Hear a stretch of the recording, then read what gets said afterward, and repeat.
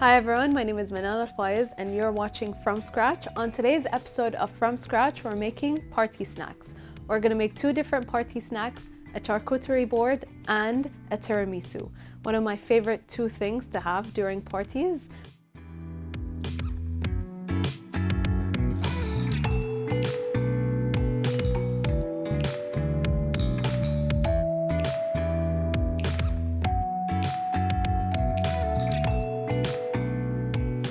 Charcuterie board is kind of similar to a cheese board, except we're adding some savory stuff, some sweet stuff as well.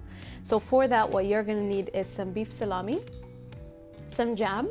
I opted for some blueberry jam, some type of nut, and what we have for today is a walnut.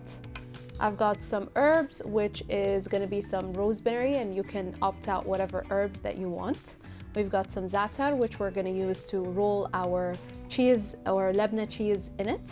We've got some blue cheese over here, some sharp cheddar cheese over here, some raspberries, some cut cherry tomatoes.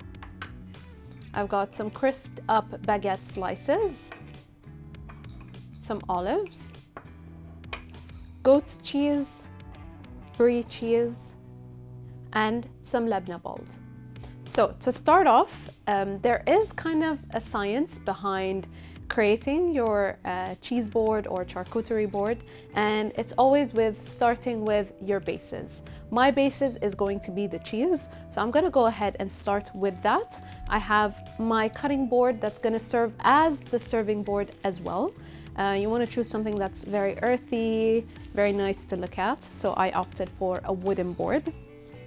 What I'm gonna do is pop on some gloves and then get started. So I'm gonna start off with our brie cheese, just because this is going to be the easiest to slice. So what I'm gonna do is slice some thinner slices and then cut that down in half as well. So you wanna think of, since this is going to be a party and everyone will be kind of using their fingers to go in and grab a bite, you wanna make sure that you get everything into bite-sized pieces. So that's exactly what I'm gonna do right now.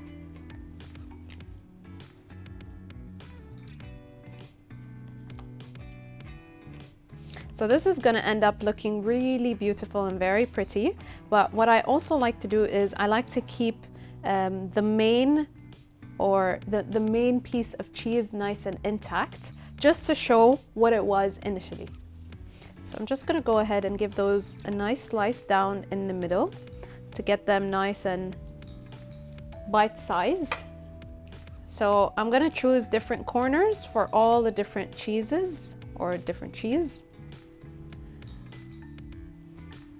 I'm gonna choose different corners for different cheese. So I'm gonna start our brie cheese in this corner.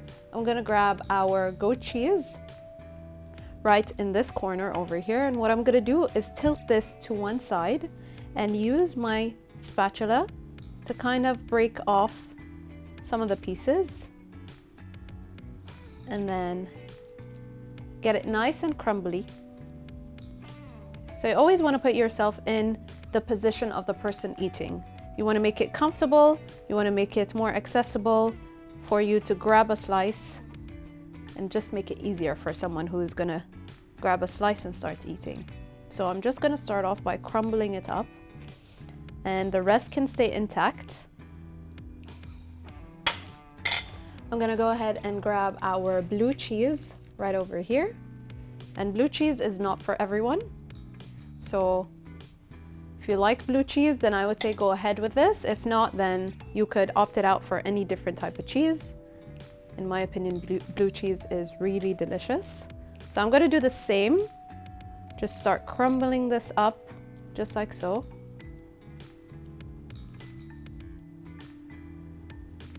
So you always wanna start off with your cheese, which is the main highlight of our charcuterie board for today. And then you wanna build on from there. And to be honest, you can put literally whatever it is that you want in your charcuterie board. Charcuterie board works perfectly if you have a really nice selection of different cheeses in your fridge and you just want to get rid of it, then this is a perfect way to do so. What I'm gonna do for our sharp cheddar cheese is get it nice and diced up into smaller dices. Just gonna get rid of the rind.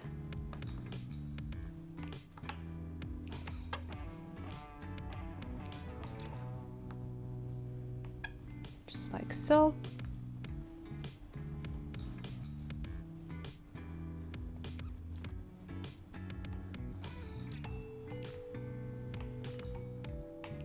Again, if you're a cheese lover, this is a perfect party snack for you. If you're not so much a fan of cheese, then I would stray away from this. Or you could opt out for using any different ingredient other than cheese. You could go in with some cold cuts, for example, instead of adding some cheese. You could go in for another different selection of jams. It can be very versatile. So here we have our sharp cheddar cheese right over here. I'm gonna put this up over here.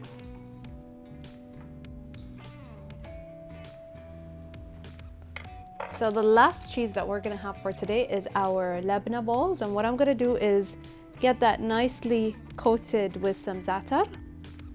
This is gonna add a lot of flavor. And you could add any different topping. You don't have to stick with za'atar only. You could go in with some sumac. You could go in with any dried herb. You could even go in with some fresh herbs. It's very versatile.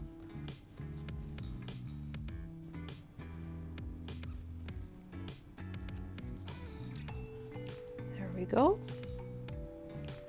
So what I'm going with next is the bigger pieces that are gonna take up more space on our charcuterie board, which is going to be our jam.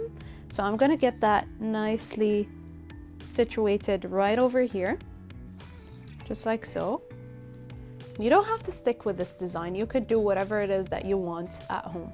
I'm gonna go in with our nuts. So I'm gonna spread those around. It's gonna come over here. Some are gonna come over here.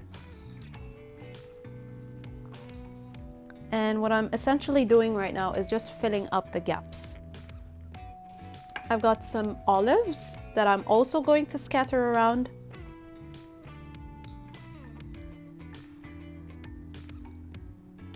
What's a really great idea is for you to have some skewers or little toothpicks to keep next to your charcuterie board, so people could go in with little skewers or toothpicks to pick out the ingredients that they would like. I'm gonna go in next with our bread pieces, which are just gonna be tucked in here. And again, you can maneuver them however you want to. Just want to kind of stick them up. Or you could set them aside next to your charcuterie board. I'm gonna go in with our raspberries. This is really gonna add a pop of color.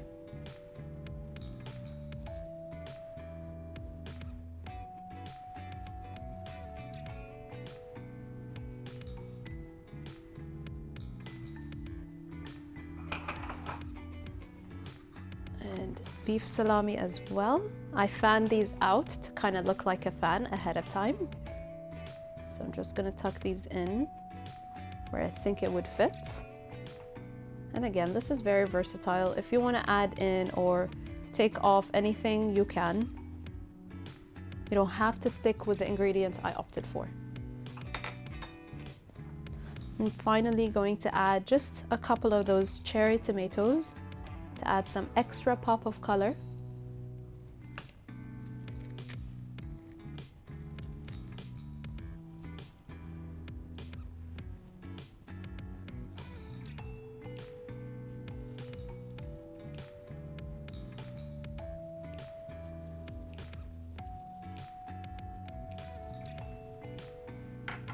And I'm just going to end off with some herbs, and I'm opting for some rosemary. Rosemary is my preferred herb. You could go in with any type of herb that you like. And this is just there to add some pop of color and as well as to add some sort of freshness.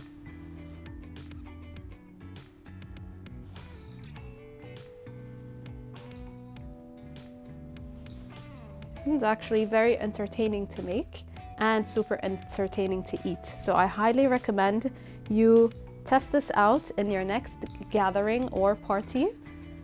And trust me, it is really going to be a hit.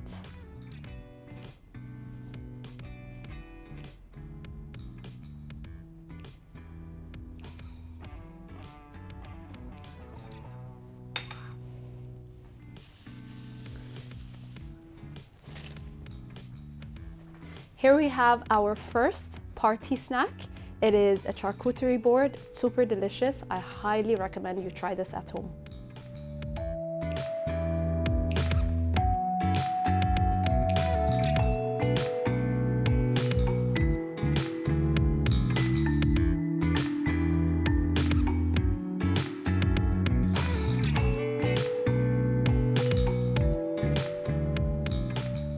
All right, so we're gonna start working on our tiramisu. In my opinion, tiramisu is one of the easiest desserts out there and it's super delicious. It depends on just a couple of ingredients, but it's actually quite technical.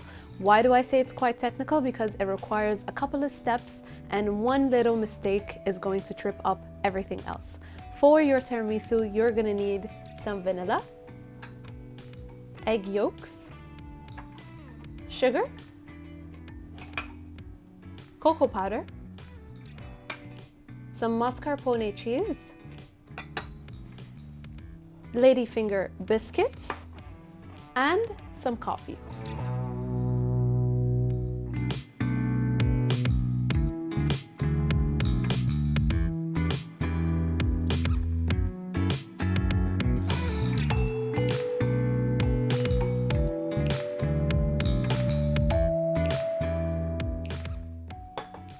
So with a tiramisu, you want to make sure that you follow the steps accurately and very precisely. So for that, we are going to start off with cooking on a bain-marie. And a bain-marie is considered as a double boiler. So with this, you're going to need just a little bit of water in a saucepan that you're going to put a bowl right on top. We're going to start off with our egg yolks right into our bowl, just like so. What we're actually going to do is add in all of that sugar right into here and give this a nice initial whisk.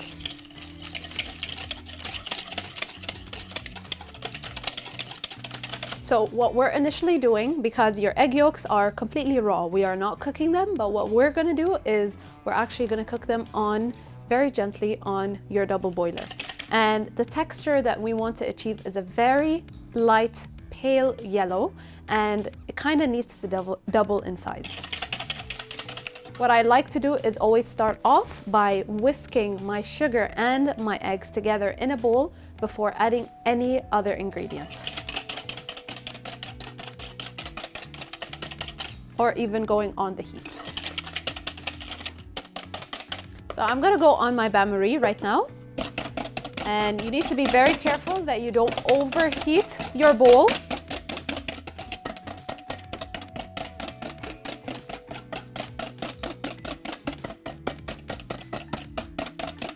Or overcook any sort of eggs. You just want to make sure that you get that light, pale color and that your mixture has doubled in size.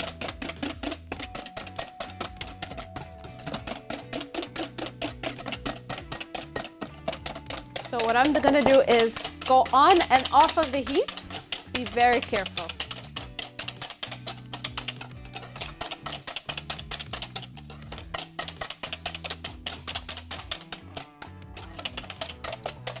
And we're back onto the heat.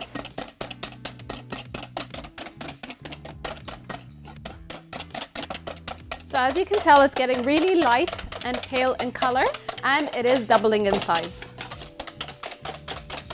Just gonna go just a little bit further just because it is a bit runny at this stage. So what I'm gonna do is go on and off of the heat very slightly. So essentially what we're doing is we're fluffing up the mixture, and we're also pasteurizing those eggs. So just like so is a perfect texture, nice and fluffy. When you do whisk, you can see your whisk marks, but that whisk mark does kind of subside once you let it sit for a little bit. So again, this is a perfect texture, just like so. What I'm gonna do is switch off the heat over here, and I'm gonna grab that mascarpone right here and pop it right into our bowl. And the mascarpone is a bit cold, so what's gonna happen, it's going to kind of cool down the mixture as well, and that's quite important. You don't want that mixture to keep on heating. So I'm gonna give this a quick whisk. Once I start noticing that everything is getting combined, what I'm gonna do is start folding. You just want to ensure that all of those lumps kind of go away. So my mixture is nice and homogeneous. What I'm gonna do right now is set my whisk aside for now and grab my spatula. I already have some whipped up cream that I made ahead of time. And what I'm gonna do is just add my vanilla right into my mixture over here. Get that nicely mixed through. And then I'm gonna start folding my mixture, my whipped cream into my mixture, and then back into this cold bowl right here.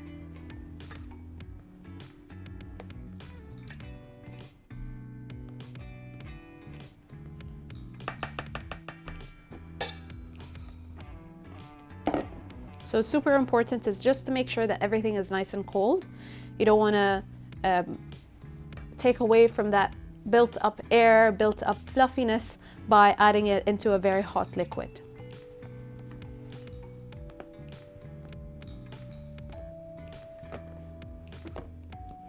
And be just very gentle, that's quite important. Very important tip for me to use, just be very gentle. You don't want to take up or take away any of that built up air that you built on your bain-marie and in your whipped up cream. So this is nicely folded. I'm not gonna risk any overfolding, so I'm gonna stop right here. What I'm gonna do is start building our tiramisu layers. So what I have over here is just an extra amount of coffee or even espresso. So what I'm gonna do is start off by adding just a little bit of that cream to the bottom. And this is very important. You do not want to dip your lady fingers in for too long. You just want to dip them in, just like so, and then right into the other end. And it will slowly saturate by itself. If you do dip it in for way too long, it will be too soggy and it will lose all of its proper flavors. So what I'm gonna do is actually crack this in half, and I'm gonna add one more layer at the bottom. So depending on the equipment or the bowl or even the container that you're gonna use, you wanna make sure that everything is going to fit. So crack that into 3 parts. And then we're just going to keep on building.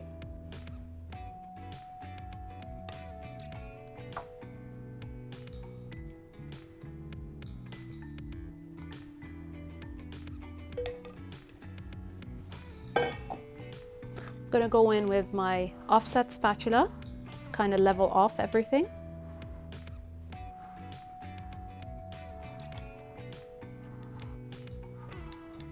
So best thing for you to do is always do this ahead of time, at least 1 day ahead of time, and put it in your fridge to cool down and to make sure that your biscuits have kind of bloomed and started becoming nice and soft into almost like a cake-like consistency. And that's gonna take some fridge time, overnight fridge time. So I highly recommend for you to start this ahead of time, 1 day ahead of time, and then serve it a day after. So all I'm doing is just leveling off the tiramisu, just to make sure everything is nice and even.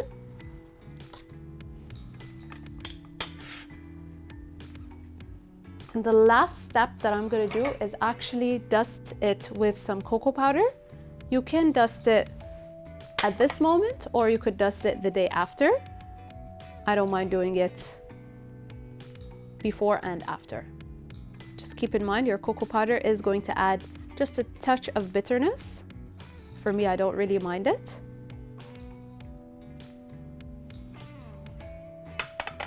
So what I'm gonna do is just clean up the sides of the bowl.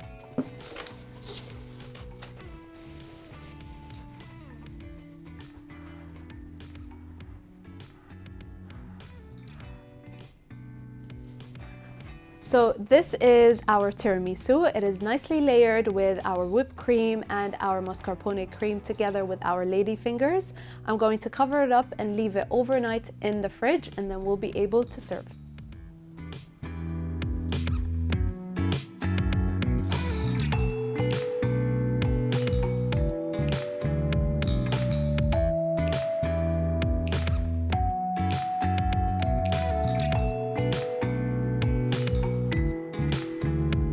And here we have our two party snacks made from scratch. We made a charcuterie board and a tiramisu. I hope you guys enjoyed, and I'll see you guys next time on From Scratch.